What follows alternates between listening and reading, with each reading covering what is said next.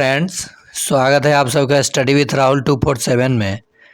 आइए आज के क्लास में हम लोग देखेंगे पार्ट 4 यानी एसएससी जीडी का ये मिशन जो मैं 40 डेज़ बोला हूँ उसका ये पार्ट 4 है और ये 20/2/2024 के चतुर्थ पाली में पूछा गया गणित का प्रश्न होगा जो कि आगामी परीक्षा के लिए काफ़ी महत्वपूर्ण होगा।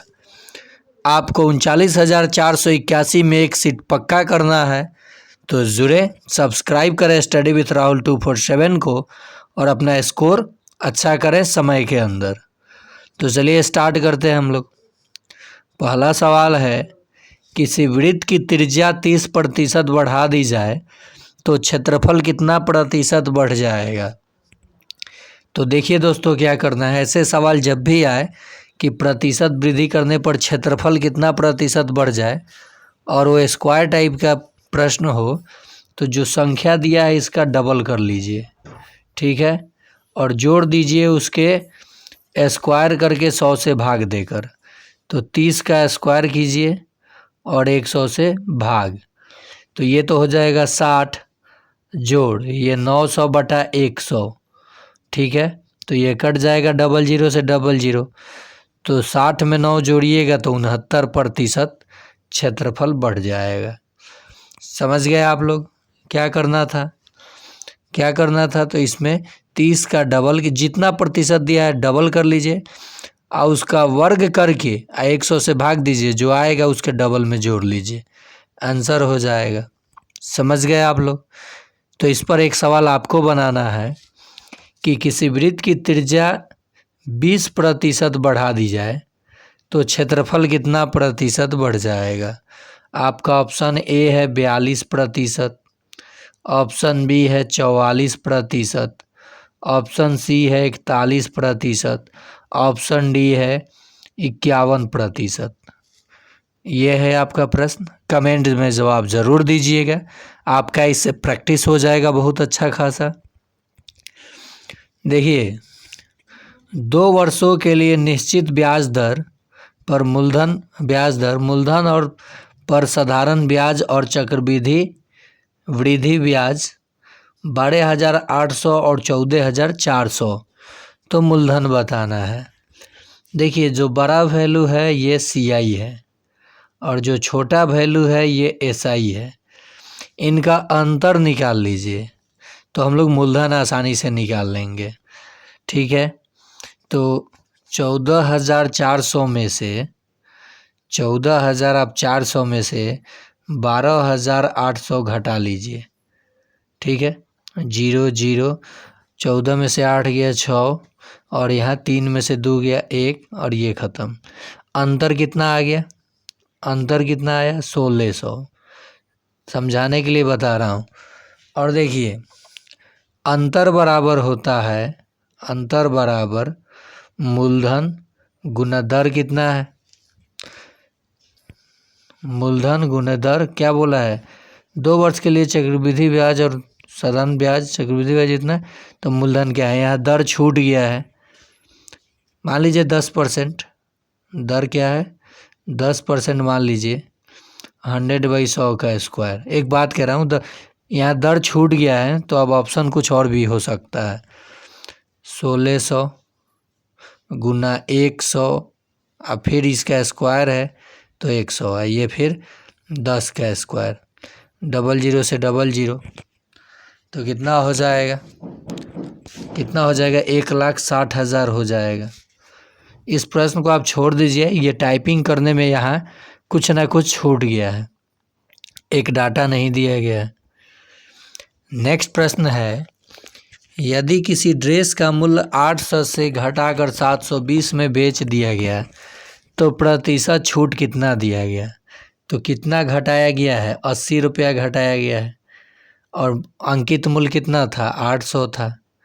काट दीजिए, 8 दही 80, 1/10 का मतलब कितना हुआ 10%। कैसे, 1/10 आया, 100 से गुना कीजिएगा प्रतिशत से तो 10% आएगा।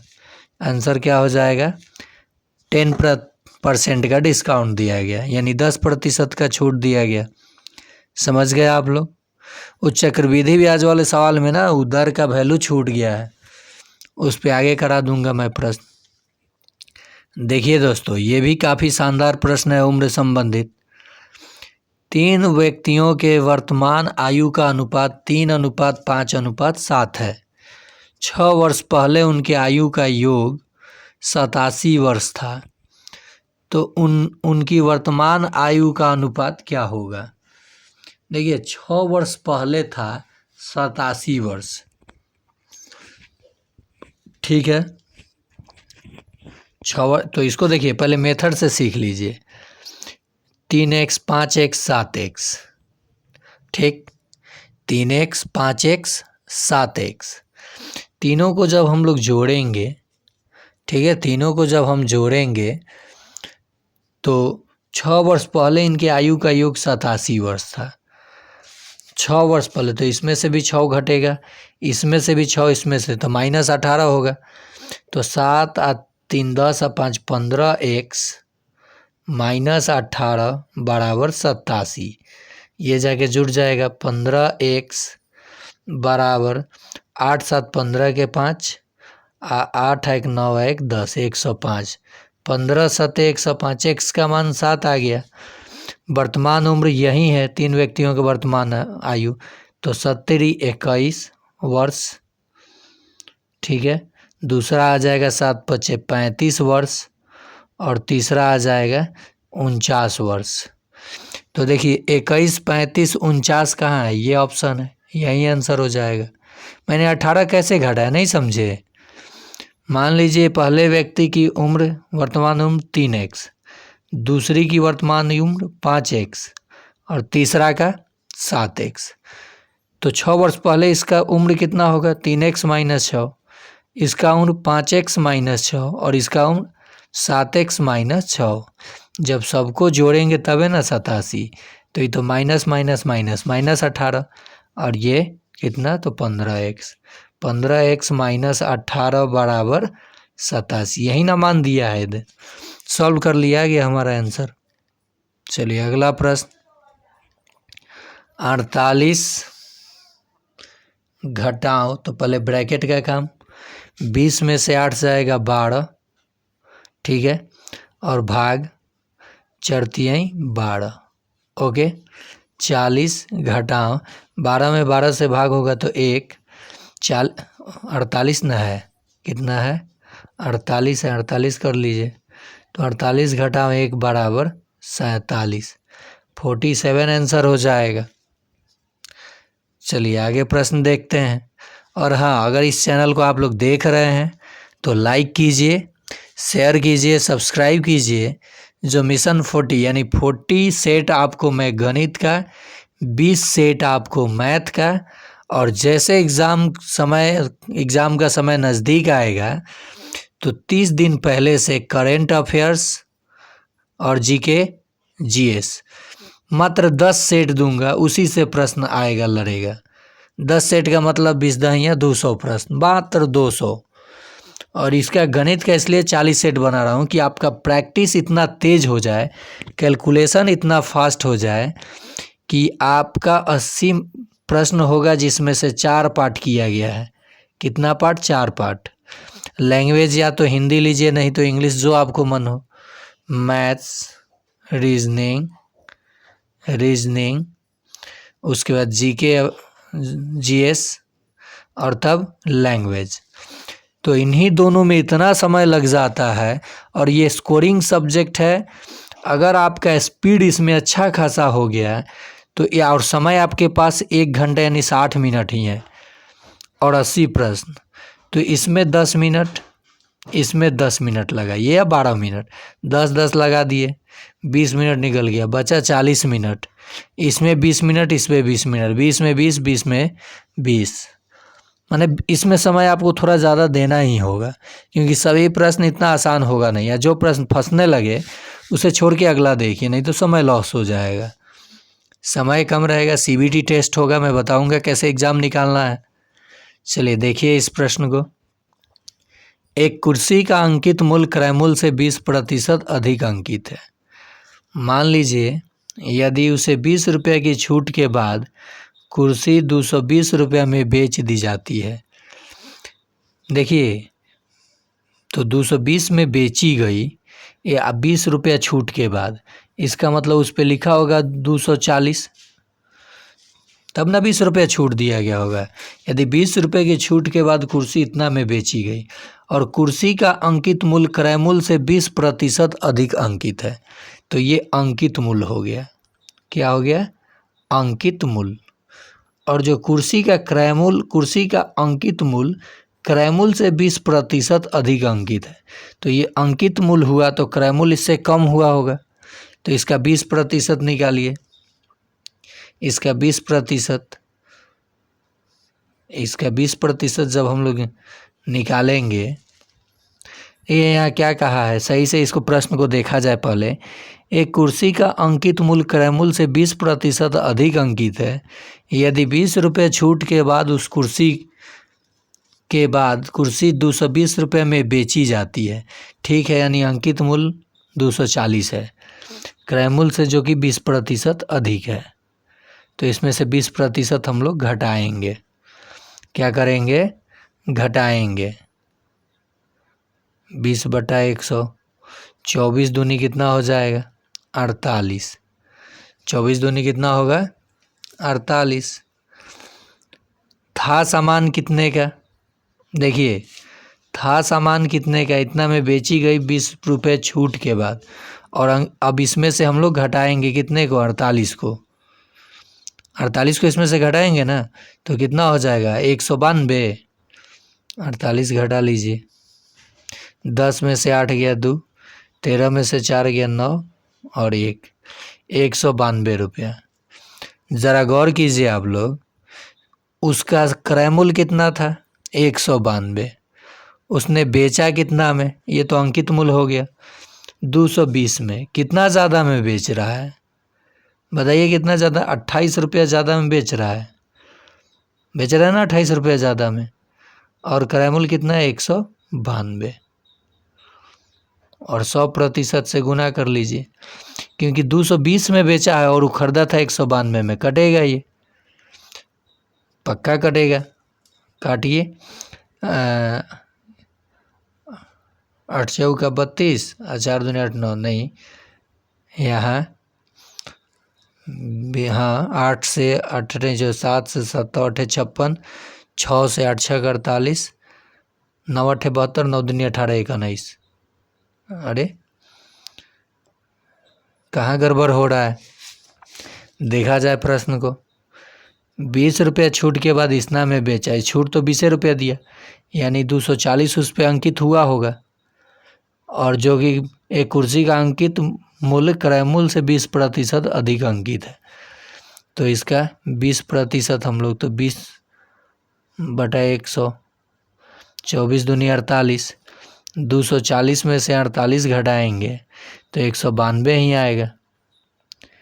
192 आएगा, तो ये क्रय मूल्य हो गया और ये भी क्रय मूल्य हो गया, तो 8 200 और ये 20, 28 रुपया ज़्यादा में बेचा, लाभ हुआ, और क्रय मूल्य 192। 4 से कटते हैं 7, 4 चौका 16, 4 8 32, नहीं कट रहा है ये। चलिए आगे देखते हैं इस प्रश्न को, कहाँ उसमें मिस्टेक है। प्रथम 20 प्राकृत संख्याओं का योग क्या होगा? तो 1 जोड़ 2 जोड़ 3 जोड़ ये 20, यानी 20 प्राकृत संख्याओं का योग। तो क्या करना है? n × n + 1/2। n के जगह 20 रखना है, क्योंकि ये n कितनी संख्याओं को जोड़ना है? 20 प्राकृत संख्या। प्रथम से होगा तभी ये रूल काम करेगा। 20 और 20 में 1 जोड़िएगा, 21 और बटा 2, काट दीजिए 10, 10 में 21 से गुना कीजिएगा 210 आएगा, तो ये 210 आंसर हो जाएगा। देखिए, ये जो प्रश्न था, जब भी अगर आपका प्रश्न ऐसे फंसने लगे, देखा जाएगा फिर एक चांस लास्ट में, तो आप भी छोड़ करके आगे बढ़िएगा, ठीक है। चलिए आगे देखते हैं। प्रथम 20 प्राकृत संख्याओं के घनों का योग क्या होगा? 1 का क्यूब जोड़ 2 का क्यूब जोड़ 3 का क्यूब जोड़ 20 का क्यूब क्या होगा? तो देखिए जो आप प्राकृत संख्या का योग निकाले, प्राकृत संख्या का जो आप योग निकाले उसी में क्या करना है, n इंटू n+1/2 का स्क्वायर जब कर दीजिएगा, जब घनों का योग पूछे तो प्रथम प्राकृत संख्याओं के घनों का योग, तो आंसर आ जाएगा। तो जब आप 20 संख्याओं को जोड़े थे तो कितना आया था, 210 आया था। जब इसको काटिएगा तो 210, इसका स्क्वायर करना है तो कितना हो जाएगा, 21 का स्क्वायर 441, एगो जीरो है तो दूगो जीरो बढ़ जाएगा, 44,100 हो जाएगा। समझ गए आप लोग। तो यहाँ पे 2 नंबर प्रश्न आप लोगों के लिए, प्रथम 10 प्राकृत संख्याओं के घनों का योग, घनों का योग आपको बताना है, निकाल के ज़रूर बताइएगा। चलिए अगला प्रश्न देखते हैं। 23 गुना 18 गुना 24 गुना 47 का इकाई अंक क्या होगा। तो इसमें कुछ नहीं करना है, ये अंतिम संख्या देखिए केवल आप, 3 है, 8 है, 4 है, 7 है। 8 3 का 24, तो इकाई पे 4 आएगा, 4 4 का 16, 6 आएगा, 6 7 42, यानी इकाई पे क्या आएगा, 2 आएगा। समझे आप लोग कैसे मैंने किया। तो आप भी ऐसे ही इकाई संख्या निकालिएगा। ये तो और मज़ेदार प्रश्न है। 24 का स्क्वायर घटाओ 23 का स्क्वायर, तो वर्ग करके आपको नहीं घटाना है, ए स्क्वायर माइनस बी स्क्वायर है, इन दोनों को जोड़ दीजिए, आंसर हो जाएगा 24 जोड़ 23 कितना हो जाएगा, 47। लेकिन कब, जब ये इन दोनों का अंतर 1 होना चाहिए।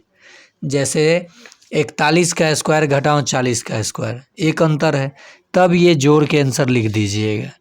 नहीं तो आप, जैसे ये हो गया 18 का स्क्वायर और घटाओ 15 का स्क्वायर, तो ए स्क्वायर माइनस बी स्क्वायर, 18 जोड़ 15 गुना 18 घटाओ 15, तो जब ये जोड़िएगा तो कितना हो जाएगा, 33 गुना 3, तो कितना 99 हो जाएगा।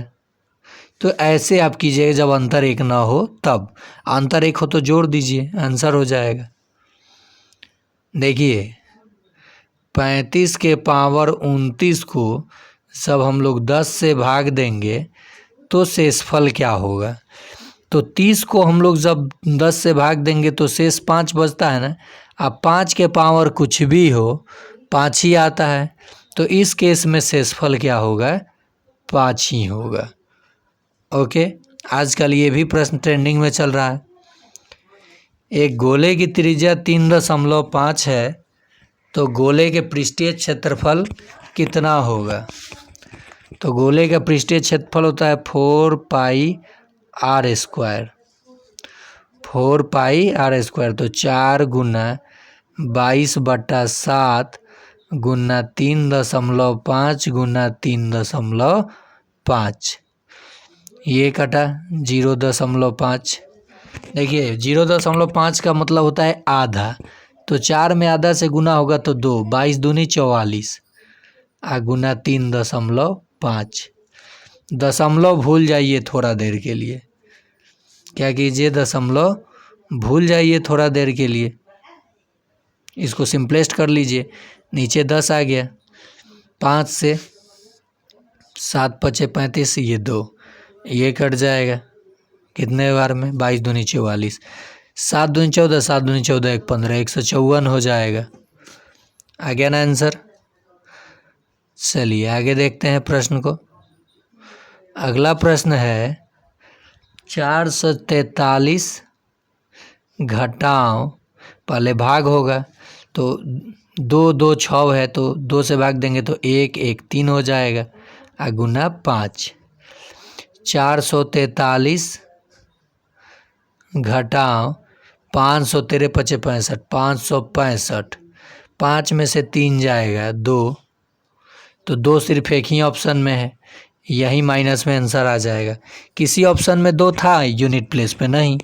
देखिए 5 घटाओ 3 तो 2, तो 2 यही है। समझ गए आप लोग? अपना समय बचाइए। देखिए जैसे वहाँ सवाल मेरा फंसा, मैंने क्या किया, छोड़ा और आगे बढ़ा, आगे सवाल बताऊं, नहीं तो वहीं पे आप उलझ जाएंगे, तो समय आपका ज़्यादा बर्बाद होगा। अभी सवाल देख लीजिए तब उसको देखते हैं फिर। एक आदमी 1 रुपये में 35 आम खरीदता है। 1 रुपया में 35 गो आम लाता है। 1 रुपया में कितना आम बेचे कि 30% की हानि हो? तो निश्चित ही 1 रुपये में कम आम बेचना होगा उसे। हानि हो रहा है तो निश्चित ही उसे कम बेचना होगा। 35 से अधिक तो नहीं, सॉरी, बेचना होगा। 1 रुपये में एक आदमी 1 रुपये में 35 आम खरीदता है। हाँ ठीक है, तो अब उसको हानि के लिए ज़्यादा में बेचना होगा, 1 रुपये में ज़्यादा आम देना होगा। तो 27 होगा नहीं, 33 होगा नहीं। अब 2 गो ऑप्शन रख के देखते हैं। अगर 1 रुपया में वो 50 आम बेच देता है तो कितने आम ज़्यादा बेचता है? बोलिए 15 आम। कितना पे? 35 पे। और कितना प्रतिशत हानि होना है? 30%। ठीक है, 5 तिया 15, 5 सत्ते 35। नहीं, तो यहाँ पे नहीं आ रहा है, ये नहीं आ रहा है। ये देख लेते हैं। 30 आम खरीदता है, 1 रुपये में 30 गो आम लाया, ठीक है, और 1 रुपये में कितना आम बेचे 1 रुपये में कि उसको 30% की हानि हो? तो अधिक आम बेचना होगा। 45 बेच के देखता है। 1 रुपये में लाया 35 गो और बेच रहा है 45 गो। कितने आम की घाटा? 15 आम की। ये 35 लिख देता हूँ, 15 नहीं, अब 10 आम की घाटा हो रही है। नीचे लेकिन आ जाएगा वही ना, 35।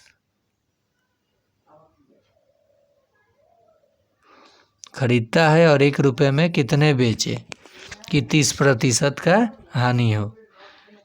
इसे भी होल्ड कर दीजिए आप लोग, आगे देखते हैं प्रश्न। एक वस्तु का अंकित मूल्य 11,800 है, उसे 7,788 रुपये में बेच दिया गया, तो छूट प्रतिशत। देखिए 11,800 में से 7,788 घटा लीजिए, कितना आएगा? 2। 10 में से हट गया 2, 9 में से हट गया 1, 0 और 11 में से तो ये 4, 4,012 रुपया आ जाएगा। अब 4,012 की छूट दी गई कितना पे? 11,800 पे। 00 से गुना। देखिए 00 से 00 कट गया। अब यहाँ पे हम लोग काटेंगे इसे, कितने बार में जाएगा? 118 में 32 से गुना करके देख लीजिए। 8 दूनी 16, 6 आएगा नहीं, 8 3 24, 8 4 32। ये 2 कब आएगा? जब ये 4 होगा। देखिए अब कैसे इसको हम लोग काटेंगे और आंसर पकड़ेंगे ऑप्शन से, ट्रिक मैं आपको सिखा रहा हूँ। 118 था, 4,012 है, 8 में 2 से गुना करेंगे, लास्ट में 6 आएगा, तो ये नहीं कटेगा। 8 3 24, 4 आएगा, नहीं कटेगा। 8 4 32, 2 है, 8 पर चले 0 आएगा, यानी 34% आंसर हो जाएगा। कितना? 34%, बिना काटे ऑप्शन से। चलिए अगला प्रश्न देखिए। एक परिवार का आय और व्यय का अनुपात 19:13 है। यदि परिवार का व्यय 29,510 रुपया है तो परिवार की बचत ज्ञात कीजिए। परिवार की आय और व्यय, आय मतलब इनकम, व्यय मतलब खर्च, ठीक। तो ये 19 में से 13 क्या करता है? खर्च करता है, तो 7 बचा लेता है, 7 यूनिट बचाता है, और 13 यूनिट का मान ये दिया है। देखिए यदि परिवार का व्यय खर्च, तो व्यय तो 13 यूनिट, 13 का मान कितना? 29,510। इसको 7 यूनिट मानिए, x नहीं मानिए। देखिए 13 दूनी 26, 1 यूनिट का मान 13 दूनी 26, तो 3 और 5 26 लिखेंगे तो 29 में से 26 घटेगा तो 3 और 5, 13 दूनी 26, 13 39 ज़्यादा हो जाएगा, फिर 13 दूनी 26, 26 आ 4 30 आ 5 तो 9 1 63 91 1 0, 2270 1 यूनिट का तो 7 यूनिट का, 7 7 49 के 9, हाथ में 4, 7 दूनी 14 आ 4 18 के 8। तो देखिए परिवार के तो परिवार की बचत ज्ञात कीजिए। तो ये 8 9 कहाँ आ रहा है, नहीं आ रहा है। हाँ ठीक है, लास्ट में 0 है, लेकिन फिर भी ये 9 और 8 किसी ऑप्शन में नहीं है, तो ऐसे कैसे हो जाएगा। एक परिवार की आय और व्यय का अनुपात इतना है, यदि परिवार का व्यय 29,510 रुपया, तो ये आय है ये व्यय है, 19 में से 13 वो खाता है तो कितना बचेगा, 7 ही ना। तो 13 का मान दिया है, व्यय का मान दिया है खर्च का, तो कहीं काटने में गलती हुआ होगा। 29,510, 13 दूनी 26, 3 5 13 दूनी 26, तो 26 4 30 5 35, ठीक है। 13 दूनी 26, 13 दूनी 26, तो 9 1 63 91, तो 7 यूनिट का मान। ये ऑप्शन गलत दिया है, गुना कर लीजिएगा आंसर आ जाएगा 70, 7 7 49 के 9, हाथ में 4, 7 दूनी 14, 4 18 के 8, हाथ में 1, 7 दूनी 14 1 15, 15,890 रुपया होगा, 15,890 रुपये आंसर आएगा, ठीक है। 13 14 15 16, अच्छा देखिए वो सॉरी, इनके अंतर में ही हम गड़बड़ कर रहे हैं। इनका अंतर कितना होगा दोस्तों, 6 होगा, तो अब आंसर आ जाएगा आपका 6 7 42 के 2। देखिए 6 7 कितना आ जाएगा, 6 अंतर था तो 42 के 2, 2 कहाँ है, सिर्फ एक ही ऑप्शन में है, ये आंसर हो जाएगा 13,620। मैं वहाँ थोड़ा सा मिस्टेक कर रहा था।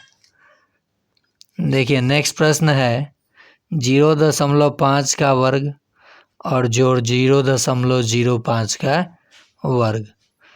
जब आप ये कीजिएगा वर्ग तो 0.25, क्योंकि 2 अंक छोड़ के डेसिमल, आइए तो 0.0025 जोड़िएगा तो ये आपका कितना आ जाएगा, 0.2525, तो ये आंसर हो जाएगा।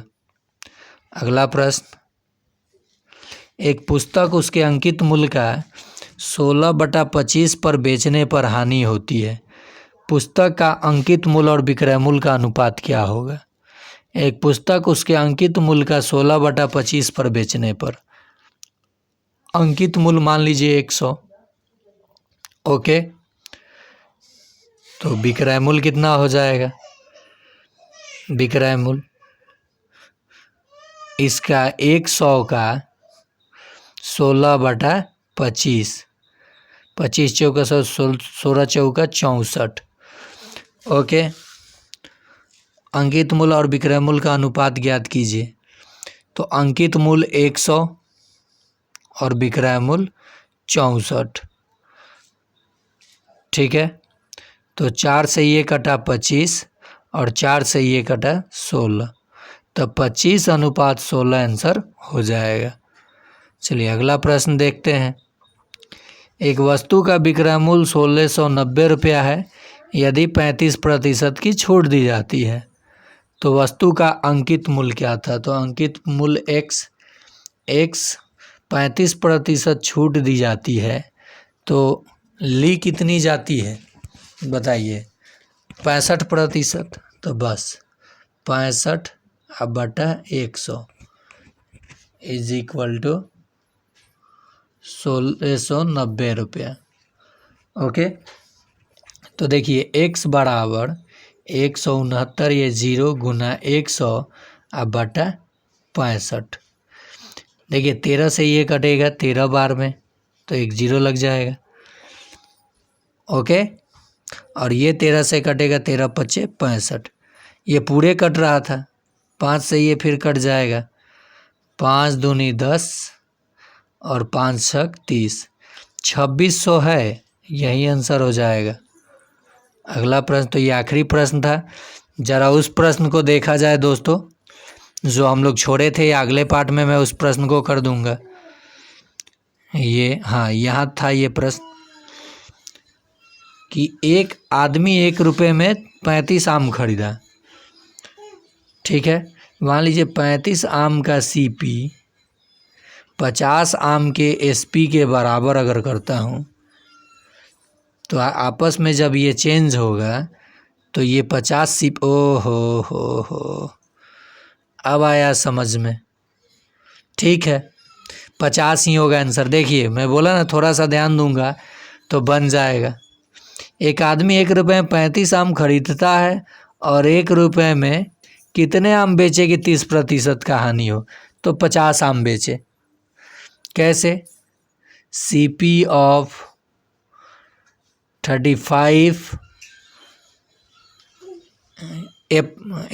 ये mango is equal to SP of 50 mango. तो 50 इधर आ जाएगा, 35 इधर चला जाएगा, 50 CP हो गया, 35 SP, 15 कम 50 CP और गुना 100%, 50 दूनी 100, 15 दूनी 30, तो 50 ही हो जाएगा आंसर। अगला एक और प्रश्न छोड़े थे, वो भी देख लिया जाए। देखिए थोड़ा सा समय देने पे, लेकिन समय कब दिया जाएगा?